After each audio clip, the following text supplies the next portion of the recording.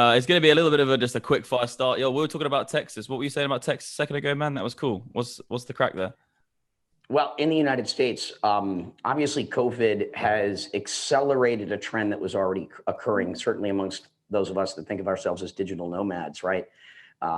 Distributed workforces. We can basically work from anywhere. And so as people have been doing that, and with these lockdowns and everything else, people have been choosing new places to live. Texas has clearly become one of those very popular hubs because it was open. You know, it allowed people to have some quality of life. And Austin, Texas is one of those places where there's a lot of the crypto community. So I'm talking to you from Austin, Texas. Obviously, Miami has become another one of those big hot spots for crypto. You know, shout out to Mayor Suarez. Miami Vice. Yeah, so Mayor Suarez said, hey, if you work for the municipality of Miami, you can receive up to 100% of your salary in Bitcoin. You know, this is predates the El Salvador announcement. And what that did, obviously, there's probably not that many municipal employees taking their salaries in Bitcoin. But what it did do is it sent out a message that says Miami is open for business. Miami embraces the future. If you're a pioneer, you're welcome here. We want you here. And so, you know, a number of top venture capital firms have moved from California to Florida. Puerto Rico, I think, as many of you know, has also become quite the hub. If you've never been, come down and visit. But these are what really feel like the three growth areas within the crypto community. It's where the brain trust has been moving. Though with the most recent Democratic primaries in New York City, you know, New York's possibly back. New York may start to reverse that brain drain or trend of leading innovators leaving. And that's because Eric Adams announced on the night of the Democratic primaries that, you know, he wants New York City to be the capital of Bitcoin. He wants New York City to stay the capital of capital. And so what we're seeing is people are going where leadership is saying, you're welcome. We want you here. And that's a really amazing thing that we're seeing right now, especially with what we've seen here in this infrastructure bill and how, you know, under the guise of tax and paying. Well, we're getting so into it already. Obviously, anyway. everyone you can talk. Good to see everybody. Thank you for having me back. Yeah, bro. Let me give everyone knows who you are, but let me just introduce you. So obviously, mate, you're just a legend in the space. Like, it's as simple as that. Old school legend. You're on the Bitcoin Foundation. You're literally a self-made billionaire. You founded Tether. You ran for president. The list goes on. You're probably one of the most accomplished dudes like in crypto, mate. You were selling freaking World of Warcraft freaking items before, you know, even this thing happened. So you were like really, really the beginning. And we're like going into it straight away with all this stuff, like, you know, so you're in Texas right now because you couldn't fly because of all these things. Like, where do you think is going to be the next hub then of, like, you know, where's going to take control? Like right now you see El Salvador, like you said, maybe like areas of Texas, which are like, you're really good on this. Like, where would you say is going to be the next big hub? And like you ran for president as well. So like, there's lots of questions I've got for you, bro. I'll jumble them all in the right order, but just tell me where you think the most cool stuff's happening right now. Well, so I'll just give a little bit of background on how I evaluate the places that I want to spend time in. One, quality of life, right? Life is meant to be good. You're meant to have a good time and do good all at the same time. So I care about quality of life. I care about opportunity, but I also care deeply about impact. I measure my success in life by the impact I have, not by what I have, but by what I give and the positive impact I have in the world. At the end of every day, I ask myself, did I make the world a better place? You know, did I do something good today that positively impacted the world around me? Have I left it better than I found it? And so it also depends on where in the world you know, you're from and where your family are and, you know, all these sorts of things. But I was supposed to be talking to you from Portugal. I think it's worth talking briefly about that. Portugal has zero taxes on crypto sales. That doesn't apply to U.S. citizens because the United States taxes us on our worldwide income. Oh, really? Okay. Puerto Rico is really the only place for that. But if you're not an American, Portugal's really interesting. They've got a program called the Golden Visa, where if you invest 350,000 euros right now, it depends on what the product is. There's a few ways to do this, but one real of them estate, is, I think, mainly, right? Yeah, you invest 350,000 euros and you get a Schengen visa, which allows you to travel into Europe. So if you're from Eastern Europe, if you're from Africa, if you're from Southeast Asia, places that have, if you have a harder time traveling, Portugal's, I think, a really amazing place as a home base. They only require you to be there 14 days every 2 years. So 1 week per year to maintain that residency as a digital nomad. But that's where your residency can be from a tax perspective. Super interesting. It's safe, inexpensive. Weather is awesome. relative to I was just in the Algarve, man. I was literally in the Algarve. I got to Ibiza 3 days ago. I'm literally going to buy a house in Lagos. It's 100% going to happen. This is literally the place of dreams. Everything you just said. The food's good, cheap, great tax laws around crypto. People are amazing. Dude, I completely agree with everything you're saying. You got to get there. Everyone on this channel right now, meet us in freaking Lagos. It's insane. Well, there's going to be an event. A friend of mine, Sean Sanders, is putting on an event in Lisbon, September 2nd to the 5th, which looks interesting. Well, I'll tell you why I'm spending so much time there, because it's kind of an unusual story. And so a friend of mine called me up earlier this year and said, Brock, you like to preserve historic things, right? I'm like, yeah, obviously I do a lot of that. He's like, well, I got something special for you. I'm like, okay, tell me more. He goes, well, in 1961, the president of Portugal commissioned a cruise ship to be like the Air Force One, but a ship for the president of Portugal. In 1972, it was taken over by the King of Portugal to go from the presidential to the royal ship, eventually delivering his body, who he was also the Emperor of Brazil, to be buried. So rich in history. And then through the passage of time, it goes from one hand to another. Eventually, a group bought it to actually make a party ship to Ibiza. Money didn't come through or something. Eventually, the boat is in disrepair, not being taken care of. Eventually, it's being sold at auction. And so my friend says this boat, because of the lockdowns, no one can get there to inspect it.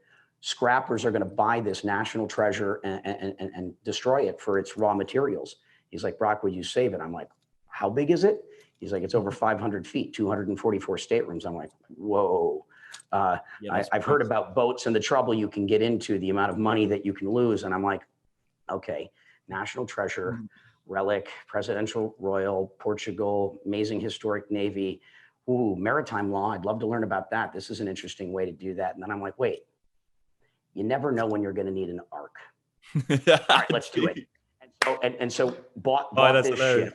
The press hits Portugal the next day. That you gotta give me a seat, bro. I'm coming for you, man. You gotta give me a seat on that ark. I'm coming. Whatever you say. So the press hits that it's going to be scrapped, and we call up the government and let them know, no. And they're like, you're not going to scrap it. We're like, no, we believe in preserving historic things. They're like, oh my God, this is so great. Thank you for saving this national treasure. What can we do to help? Would you, can we assist you with grants and government interest-free loans? I said, well, what I really need is free parking.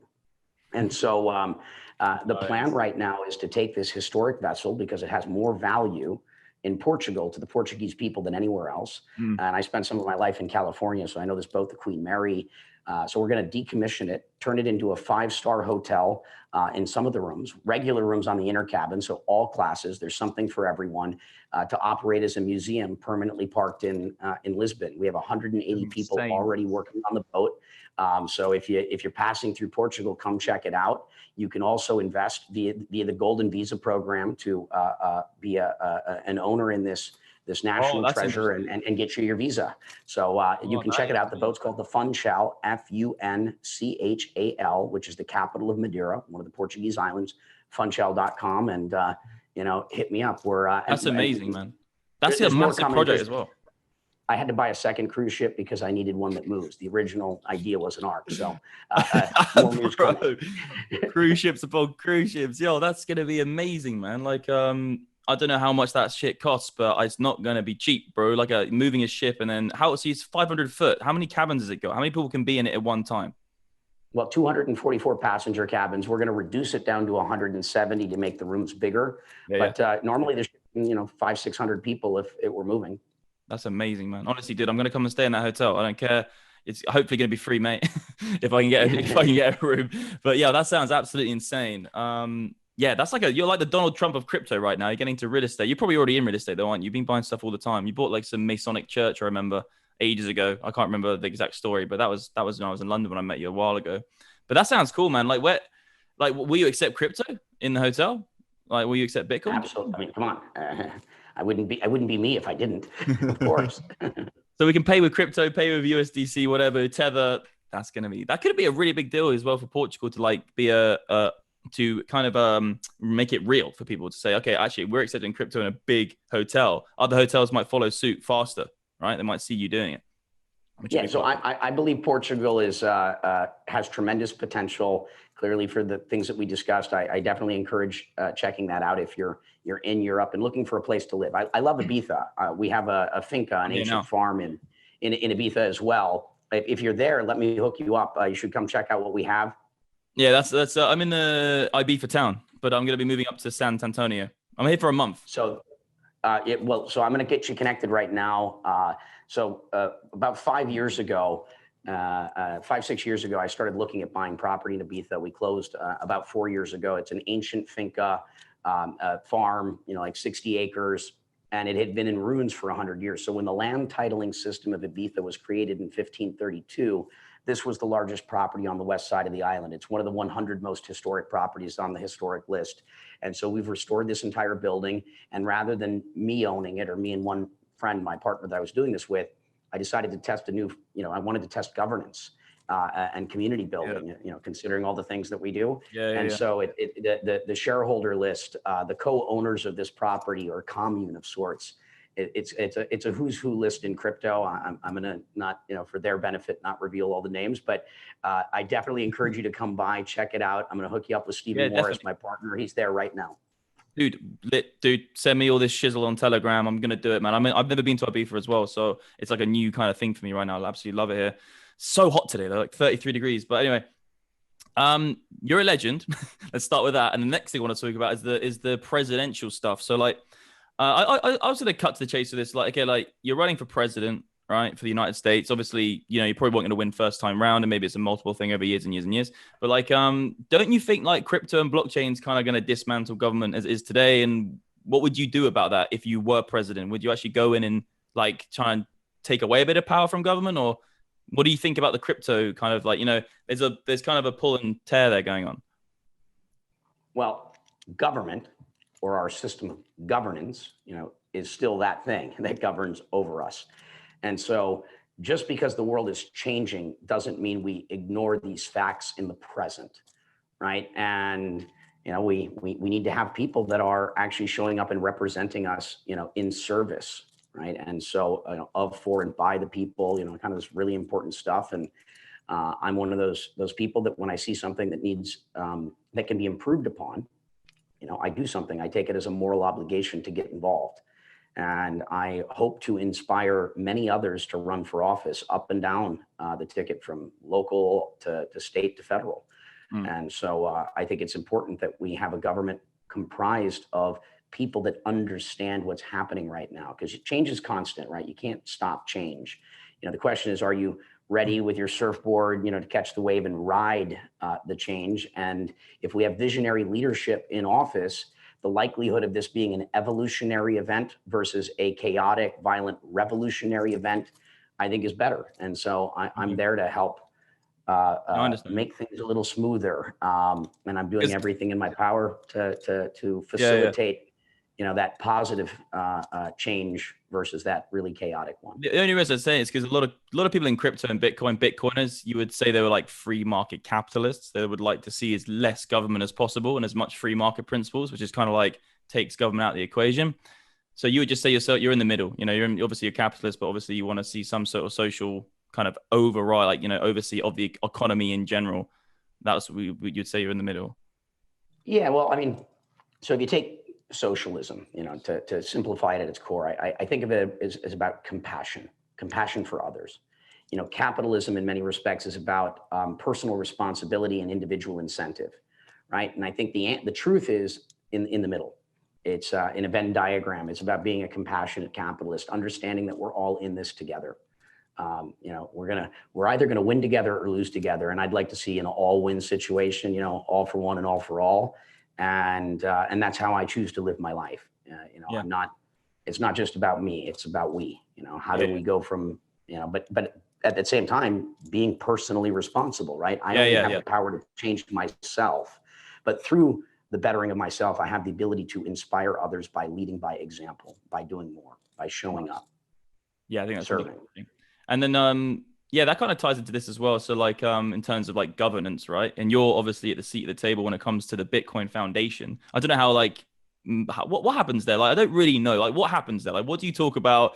Do you guys meet? Like, who's on the Bitcoin Foundation? Like, what's the process? Do you go on Zoom calls and talk about stuff? Like, what things do you do within that? That kind of. So I'm going to tell a little story that I don't think I've ever really said publicly, maybe one time at a conference. Okay. But it's kind of like one of my little jokes. So I'm going to take us back in time in terms of what the Bitcoin Foundation is. So the Bitcoin Foundation was the first institution, right? The first organization set up within the crypto industry to basically become that legal entity to interface with the media from an advocacy perspective, government, I don't want to say lobbying, but interactions, all of these sorts of things. And also to finance the core development of Bitcoin back in the day. And so the organization ended up, challenged through a number of scandals and otherwise, but I'm not a founder of the Bitcoin Foundation. It was the CEOs of most of the top Bitcoin companies in 2013, because there were two ways to be elected to the board. One was you were elected by the regular members, or you were elected by the industry members, and the board was half of each. And so a bunch of the CEOs and, call it important figures in the industry at the time said, Brock, you need to run for the board of the Bitcoin Foundation. And I'm like, why would I want to do that? Sounds like a thankless job and it's got issues. And they're like, that's exactly why. We want you to fix it. I'm like, but why me? And they're like, well, we think you're the only one that can. I'm like, oh, okay. Here we go again. So eventually run to join the board, and through a very unpleasant election process, end up being elected to the board. And you still do that now? Meeting.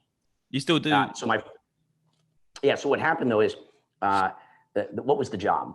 And so I had to basically clean up a challenging organization. And the objective was to basically make the Bitcoin Foundation irrelevant.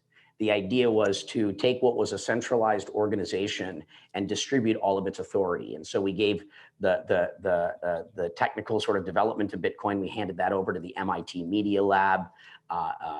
Glad to see people like Perry-Ann Doring and the Digital Chamber of Commerce, step up in Washington.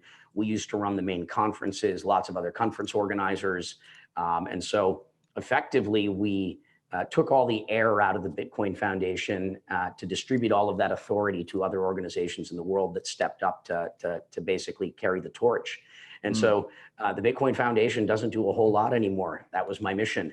And so I put that there. Of all the titles I have, of all the things I've done, it's kind of like my own little joke. Yeah, you dismantled it.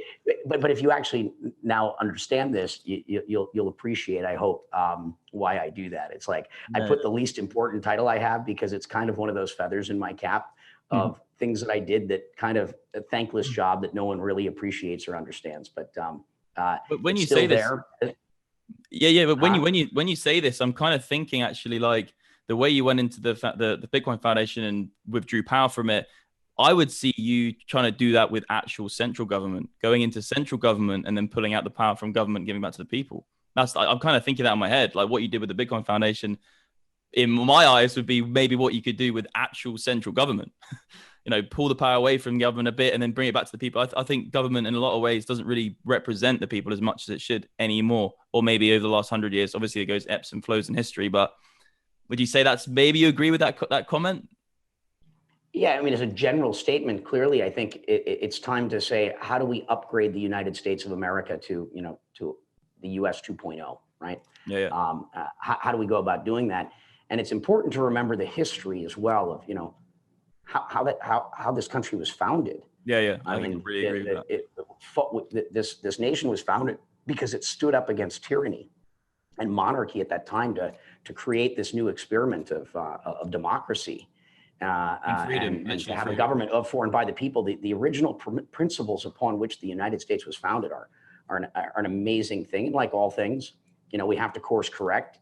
And because of the new tools that are available to us, I believe that we are now living in that moment where it's time to evolve. It's time to upgrade systems. And it starts with, kind of stepping back. A lot of people are like, because I've done so many things that have never been done before, they're always like, Brock, do you see the future? Are you from the future? Do you create the future? You and Elon Musk, you're both aliens from the future. You and Elon just chilling out. But I think the important lesson in this is, if you wish to create future things, if you wish to create this sort of change, it's important that you understand the past. I like to say you can only see as far into the future as you can see backwards. Winston Churchill, wasn't it? You're not really going to be permitted to build future events if you haven't done the work. if you haven't done the work to look back, to understand, because history doesn't repeat itself, but it rhymes. And you kind of have to understand the dance of time. Yeah, Winston Churchill said it himself. The further you look back, the clearer you see the future. And like that, I completely agree with that, because human beings just do the same shizzle over and over again in terms of like monetary policy, history, wars, all this kind of stuff. Absolutely 100% agree with you. I think actually history is like one of the best teachers of like most things, actually. Like it really is. Like you can go and like learn about algebra and like mathematics and stuff, which is all great, but the history can show you like, and especially like financially can really help you, I think. But yeah, actually that segues onto this quite nicely as well. Do you think the market cap of Bitcoin will be higher than the market cap of gold in the future? I mean, I'd say there's a very good chance, but that also all depends on us. Let's talk about value for a second, and where value comes from. I don't really believe anything has value inherently. We often hear this term intrinsic value. I think of that really as utility. And if something has more utility, there's normally going to be a market or demand for it. But value is derived from consensus, because two or more people agree something has value is what gives its value. And then its price is determined by supply and demand. And so it's really a shared belief system, and so gold is a shared belief system for thousands of years is something that many people believe in. And, Bitcoin's future really depends upon our ability to continually create consensus, right? Continue to create shared belief.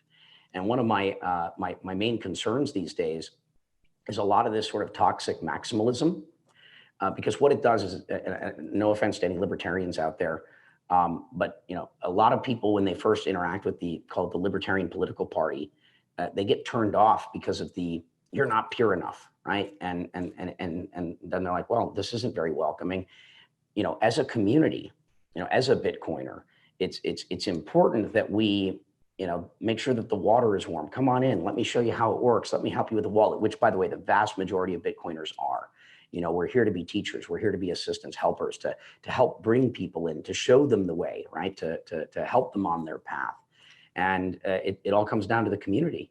If the Bitcoin community does all that it can do, obviously the technology is there. And it really is I compare it more to gold. It's more a digital store of value than it is a currency. I think of it more as an open savings account to facilitate people to save. But yeah, I think, that's the path that we're on right now. And I hope we stay the course. But the onus is on us as individual representatives, not in any official capacity, but as individuals that have a shared belief system, right? We believe in Bitcoin, and how do we continue to spread the good word and to show people that there is another way. And I get up and I do that to the best of my abilities every single day. No, I agree. Yeah, and I think like it's all about a belief system, but then it's like the things which have the best fundamentals or the best properties will just get over a long period of time the most belief. If it's like decentralized or say distributed for everyone to make their own decision, then generally speaking, the things which have the best fundamentals to be good at money will just be believed in more over like millions and millions of people making a decision on their own back. And that's why gold's been there for thousands of years, because it's just got the best properties to be money. So over a long period of time, it could lose faith in gold, go up and down. But like, because of those fundamentals, that integrity, that fixed or scarce supply, it really creates that belief. Like people keep coming back to it. And that's what gives, then the history comes in, all that kind of stuff. So I completely agree with that. It is a belief system. And we got to teach people. And I think this segues on nicely to the next question. This is all flowing real nice. But so exchanges, you say how we're supposed to be the teachers of this new revolution in terms of money online and Bitcoin and Ethereum and whatever and crypto. But you're seeing all these massive governments coming out and banning exchanges, the one place you can get access to it. Like America did it. Obviously, UK banned derivatives exchanges. Right now in the UK, there's massive problems with crypto.com and Coinbase. You can't move money back to banks because banks are saying regulating the Cayman Islands. So like all this kind of backlash is like just creating, like, what do you think about this? Like, the first question I've got here is, do you think all exchanges will eventually have to just like say, yes, you can trade if you want, It's a distributed world. You can get into crypto. And the next thing is, do you think, what's the next big jurisdiction to ban derivatives and then buying and selling crypto? Like, obviously China was mining. Yeah, so decentralized exchanges are very important for that reason. They're a whole different animal. It's the fiat exchanges. It's where the exchanges connect to the, call it the old economy, the old financial rails. And that's where, regulation is able to enforce itself most effectively. I think it's generally a mistake. I think what China did is great for the UK and the United States of America. I think it resolved one of my biggest concerns, which was how much of the mining was occurring in China. Not saying that it was centralized in any way, but there was a concentration risk there that had given me substantial concern. I think that that's now being alleviated, which is, I think, a good thing overall for Bitcoin long term. I think it's resolving one of my last, call it, significant concerns. And I mean, the world's changing, the old and the new, and we're living through this, call it, fourth industrial revolution. And I, for one, would like to see, the United States of America on the forefront of this, saying, yes, we want this here. And so it concerns me to see what they're doing right now with this infrastructure bill. It concerns me to see what's happening in the UK. Are we going to see more of it? Probably, because unfortunately, our regulators, our legislators, our elected officials, in many instances, don't actually understand what's happening. Sadly, most of the people that just were supporting the Senate pushing through this, crypto basically tax, but actually regulation kind of component, I don't think actually did their homework. They didn't even understand what they were voting on. And for something so important, this needed its own container. It needed its own forum to have a conversation about what is in our best collective interest. I'm not opposed to regulation per se. At its core, it's meant to protect the people. It does have a good intention in it, but then there's always the law of unintended consequences and government capture. And why was that being put in? Is it really just a way to get $30 billion to fund infrastructure? Probably not. It's probably incumbent systems trying to protect the status quo versus helping to facilitate positive change. I mean, innovation is happening; it's here. So I'm very disappointed. I think in history as well, it's always the same thing. It's like the people who are older generation regulating, and the daddy or the father or whatever of the economy or whatever it is. Well, in any scenario, like even in just a normal business, they usually are a little bit heavy-handed on the new young buck or the children or whatever, the kids, teenagers coming up with the new ideas. It's kind of always like that. So how I see it is like, I like the free market is kind of like already doing what regulators want to do. Because if the free market want it, then let them have it, because that's what freedom is dictating. So I feel like free markets are the biggest regulator, because you don't need the regulators to come in and say, oh, well, we can't have that, but well, we want this. This is the future. So like, it's kind of like reinforcing that in a way. I don't know. I feel like you could be the guy who goes into government and like just is a dude who can actually help this process. Because obviously I'm not going to be president of the United States. I'm fucking English. And I'm not going to be in government in England, because obviously England is a really, really just, there's a slippery, slidey slope to get there. You can't really do the independent that easily. So do you think you could do that in your future? Like, you're going to run again for president?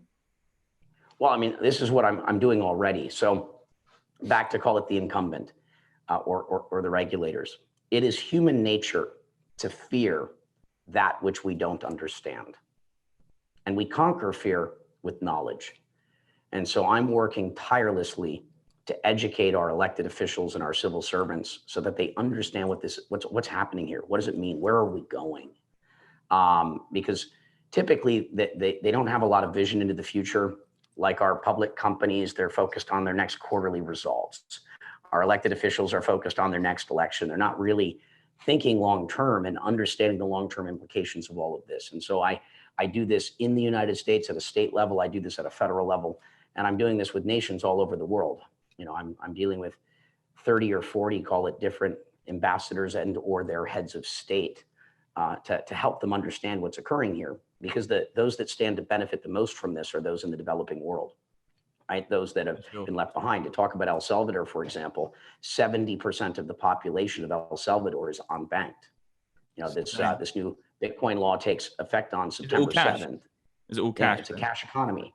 And so what this is doing is it's creating an open banking system, and it's creating basically a Bitcoin savings account. You know, your current account or your checking account is effectively US dollars there. And then your savings account is You've got nothing to lose as well. They're just going to jump ahead. It's insane. Well, they don't have a central bank. They don't have the ability to print their own money. And so they don't have an incumbent, you know, that's opposed to this in the same way that most countries may or might. But it's not just El Salvador. There's 4 to 4.5 billion people on the planet that are on or underbanked. We're talking about a majority of the population of the world don't have the basic financial tools to pursue life, liberty, and the pursuit of happiness.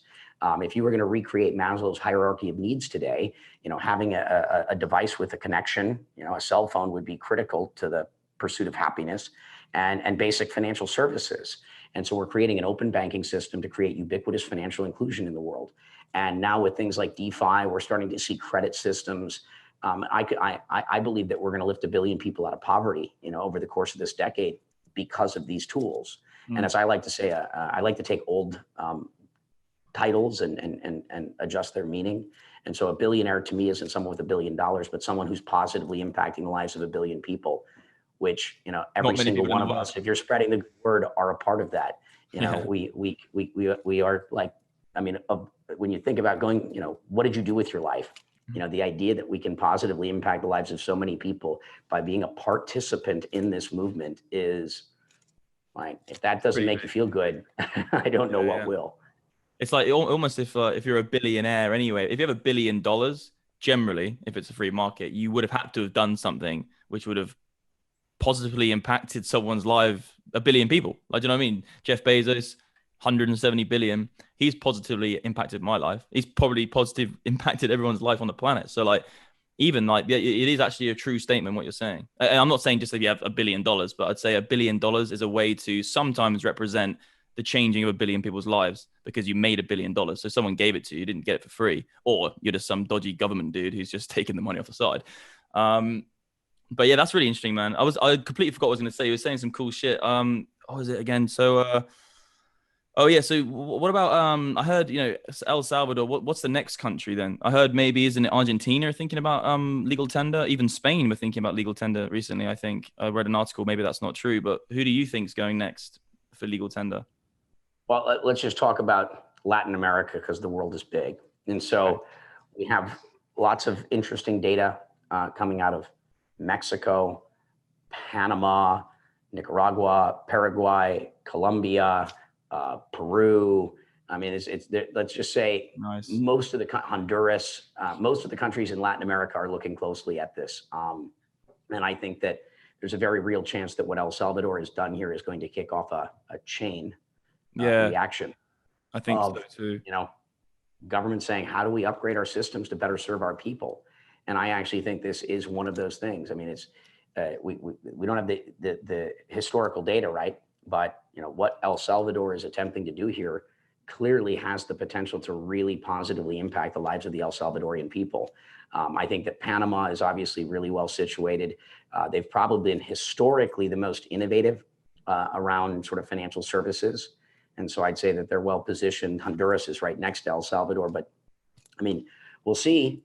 I'm talking to every one of these governments. And so I think it's just a great moment in history. I feel like this is really illustrating how, you know, one entity or one nation or one civilization, not saying that obviously the Western world's a different civilization, but someone gets ahead, they get complacent, and then the people who didn't manage to catch that trend have nothing to lose, and they technologically leapfrog. They then get ahead, and it's probably just going to shift the whole dynamic away from, say, either UK, America, or the West. But, you know, I wouldn't say it's going to like drain out like America or anything. But I do think like a lot of these countries are definitely going to catch up in the level of America. The American and English lifestyle is like so much higher in so many ways. And America is probably even higher because of the Fed. So like, it's just so much higher for so long. And it's kind of unfair in a way. Obviously, who cares about what's fair, what's right? because shit happens, history happens. Like slavery wasn't fair, it still happened. So like it's kind of one of those things where maybe a little of that it's just going to be more distributed the world, you know, in terms of just the wealth. You know, the world will be more, people will have more access. I think that's super exciting, man. And that's what us Bitcoiners have been. We've been after this forever. You're a Bitcoiner, bro. You're like the ultimate Bitcoiner. How does it feel? Well, rising tides raise all ships, and so back to we're all in this together. So all for one and all for all. And how do we? The future is going to happen to you, or it's going to happen with you. So let's co-create a future that we all want to live in, and one that hopefully creates a more equitable world. We're democratizing opportunity and making it available to everyone. Just an unbelievably amazing thing. I'm so grateful, every day to be able to do the things that I get to do. You're like top of the world. I'm grateful for all of it, and and thank you, Bitcoin. Thank you, bad boy. Let's say that's Bitcoin. That's a great way to kind of talk about it. So I want to talk about maybe some altcoins. Like I remember back in the day, me and you used to talk about EOS a lot. We used to talk about other blockchains and NFTs and stuff like that. But like, what altcoins are you looking at right now? Because I know that EOS still is, Dan Larimer's doing this whole like trying to build this pure governance system, and they've got this exchange called Bullish coming out soon, which actually looks pretty darn amazing. Actually, I think that could be really big. So what altcoins are you kind of looking at, which you think actually have like some real value to bring? Because obviously we know Bitcoin's doing it. We know Ethereum as well, kind of they're the same, in hand in hand. Bitcoin and Ethereum, I look at them as like, I don't even look at Ethereum as an altcoin. I think that's like the base for the new, all DApps, all kind of tokens. So what altcoins are you kind of like looking at where you think this is quite cool? This could change some cool stuff in the world. Well, I try to pay attention to, as many things as I can. It's all innovation, right? It's all moving things forward. It's contributing to the collective kind of understanding of what's possible. Many projects will fail, but that doesn't mean that they didn't bring ideas forward that could lead to other future things. As I like to say, I'm chain agnostic. If anyone succeeds in making the world a better place, we all win. And as a longtime entrepreneur and investor in innovation, I encourage people to innovate if they think they can do things differently or better or add to what's happening. And so I try to pay attention to, kind of everything I can to see, where we're going. Obviously, the big macro trends we've been seeing are decentralized finance, decentralized exchanges, everything that's going on with NFTs right now. We'll see what happens with connectivity and broadband. I'm also interested in, kind of what happens with security tokens as we think about how the future stock markets are going to, how financial transactions are going to settle in your more traditional financial products as we have better, faster, cheaper, more secure rails. And so it's all really fascinating. And I try to stay on top of everything. I don't really promote anything. I don't think I've ever told anyone to invest more than $100 in Bitcoin because I don't encourage people to invest in anything other than themselves. So it's ironic, man. You're a billionaire, but don't put $100 into Bitcoin. Well, obviously I don't discourage people from investing more, but I don't want to tell people what to do. What I want to do is empower you with the information so that you can make informed decisions for yourself. This is called, you put a little bit in so you learn what's going on, and from there go learn about other things that are happening and to understand what the thesis is, the idea, why are people doing this? And if that message or idea resonates with you, look at the community and look at the community's leadership, and are they being stewards? Are they serving their community first or themselves first? And if they're serving themselves first, that community probably doesn't have any long-term potential. And also, if you tell them to do it, they'll end up getting wrecked, and then they'll blame you, which they shouldn't do anyway. And it just doesn't work. You need to make your own money your own way and invest your own way. Otherwise, you're just going to listen to someone else, get wrecked, and then be salty the rest of your life. So what you said about NFTs. So what NFTs, fad or future? What would you say?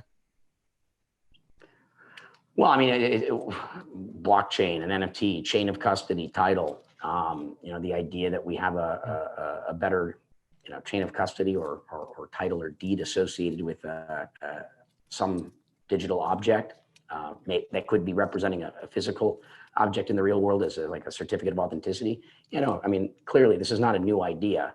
It's just, taking off right now in a big way because of the economic opportunity that the free market has presented.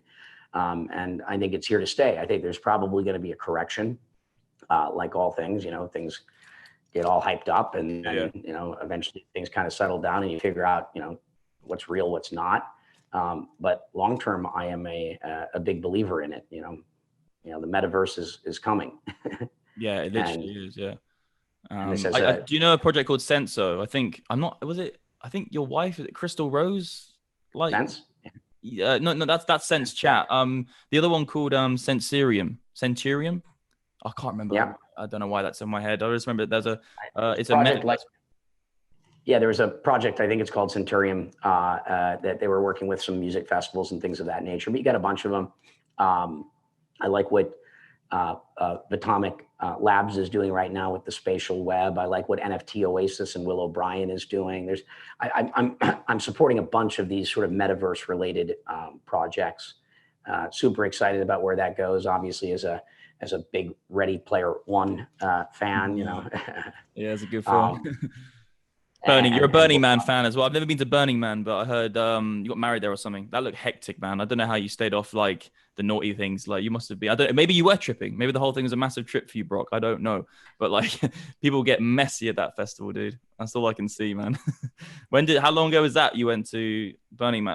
Also, just to mention as well, imagine Burning Man in the metaverse where everyone's just sitting in their living room and it's just as real as being there. Obviously, it's not going to be as real as being there, but like almost there. This is going to get mental. It's going to be... Well, that's happening. So the virtual burn is going to be happening in the next couple of weeks.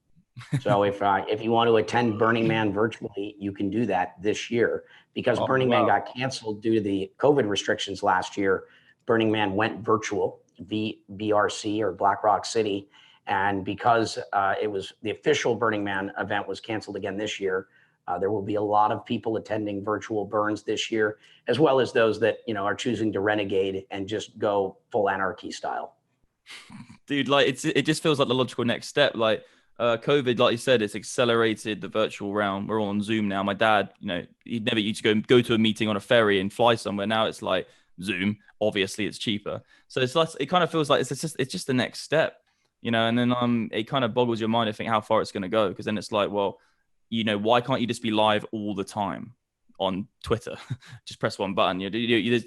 Something's in your body, which is kind of like, I would say that, social media, the next step isn't like logging in. It's just, you're just access to your virtual self always. So when you tweet something, you just think of it. And you don't log into Twitter or Facebook or Instagram. Like, why are they holding my data? It'll just be on distributed cloud, some sort of blockchain network.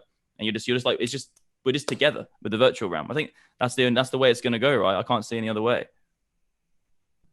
What would you say? I mean, yes, the metaverse is happening, and I definitely encourage those of you that haven't played around with VR and any of these things, go check it out. It's mind blowing. Sweet, man. Well, it's been a great chat, man. I think I got a few. Well, no more questions really. I got like, what does crypto need? So, what would you say the general space needs for, say, the next step? I think it's already actually kind of like, maybe this question's a bit old. I think the next step is governments using it as their treasury reserve asset. Like Michael Saylor's done it with his company, MicroStrategy. What would you say then is the next big step, which like just takes Bitcoin, crypto, whatever, just this space to the next level? Well, I mean, I think it's all happening. Yeah. It's mainstream now, hundreds of millions of people. So this is no longer what it was, 10 years ago, 5 years ago, even 2 years ago. It's, this is our time.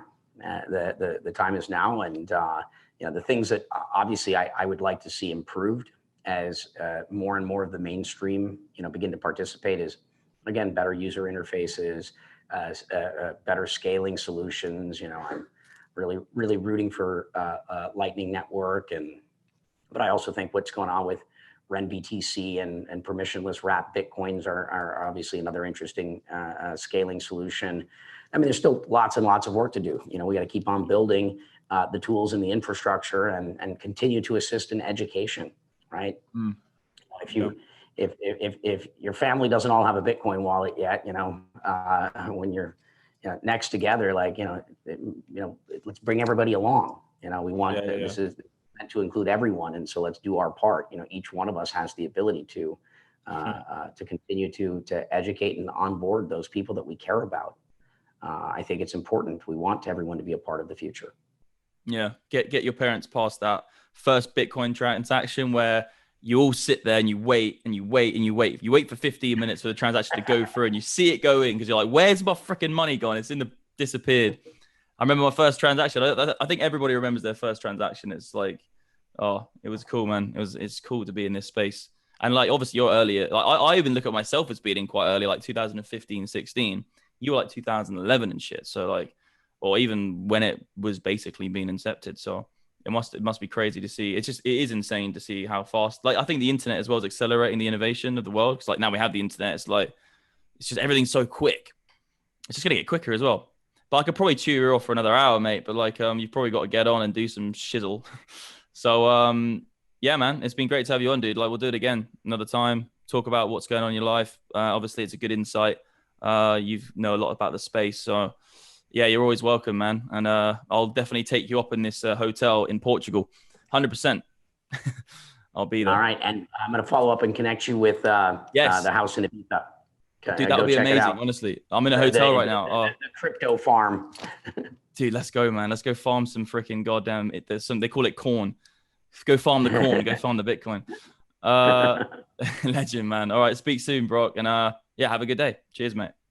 Peace out, guys. Thank you.